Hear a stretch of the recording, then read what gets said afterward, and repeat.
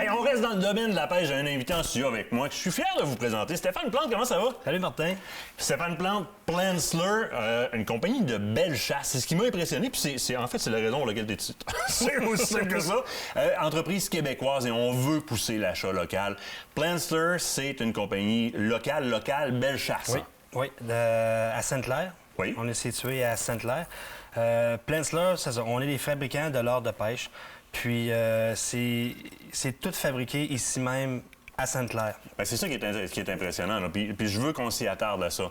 La seule place dans ton processus où est-ce que tu te sources à l'extérieur, c'est aux États-Unis pour acheter les bases de cuillères. C'est ça. C'est pas en Chine, on n'est pas en Chine, Corée ou quoi que ce soit. On est à côté, on reste local, mais c'est le seul niveau où est-ce que tu te sources à l'extérieur. Oui. Le reste, c'est tout toi qui fais ça ici au Québec avec ta petite famille. C'est ça. La peinture, l'assemblage, les emballages. Les peintures, là, excuse-moi, mais on n'est pas gêné. On n'est pas gêné de présenter ça du tout. Là. On est loin des appliqués à pas cher. Là. Une belle peinture, powder coating, ça va tenir.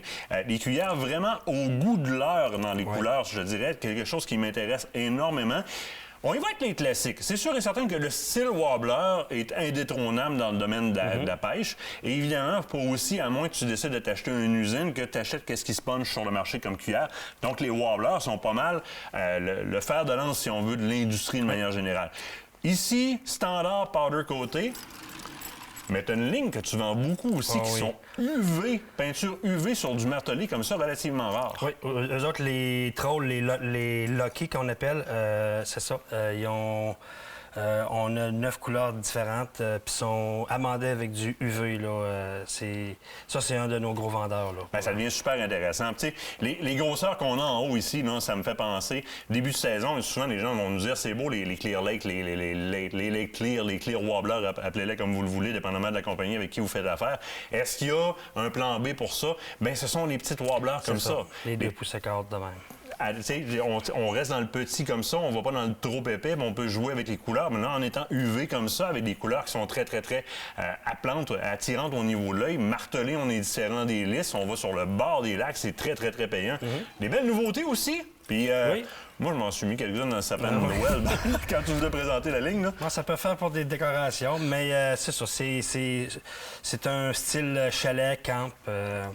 On peut s'en servir comme troll ou on peut se rajouter aussi un trépied puis s'en servir comme une cuillère.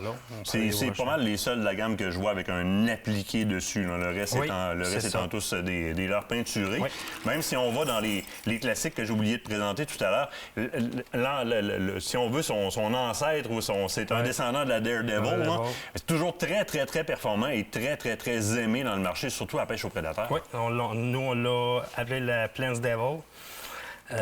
Oui, ça, c'est vraiment un classique. Dans les cuillères, 3 pouces et demi comme ça, eux autres ici, là, on les appelle les pike cutters. Ça, c'est des bombes à brochet.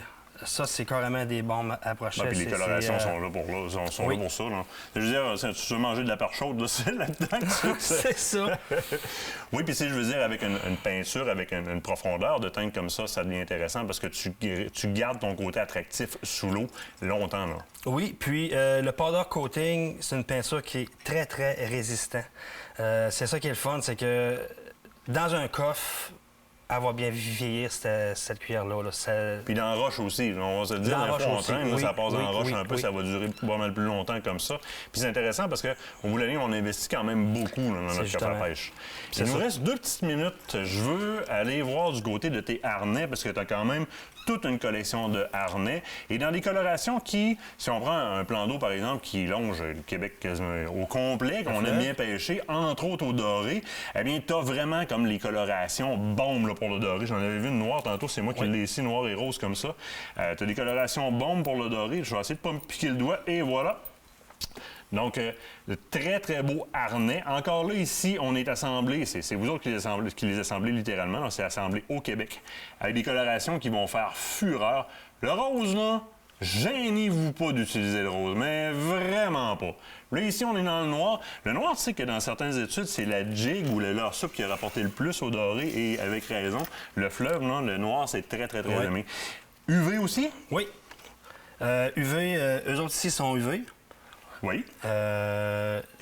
En haut, mais tu as beaucoup d'holographique. Oui, c'est ça. Dans le fond, il y a un collant holographique sur la blade avec un œil glow in the dark.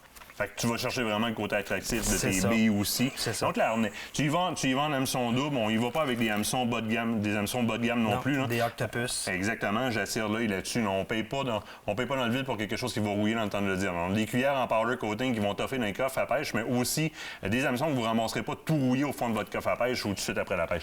Beaucoup de coloris aussi au niveau des petits montages un petit peu plus standards, si on le veut, avec des colorations qui vont être visibles en profondeur, très, très loin si on va dans le bleu comme celui-là ici, par exemple. Donc, très intéressant comme produit. Et en 15 secondes, présentement, on le trouve sur le web, sur la boutique Plantster. Oui, sur la boutique Plantster. Sinon, les marchands, mais ça commence à rentrer. Moi, je vous dirais, demandez-les aux marchands. C'est des produits québécois. Oui. Demandez à vos marchands si c'est pas rentré de le rentrer. Sur la boutique Plantster, dans l'onglet Contact, vous pouvez contacter Stéphane facilement. Stéphane, moi, je vais être obligé de te réinviter à la pêche pour essayer ça. Super, Martin.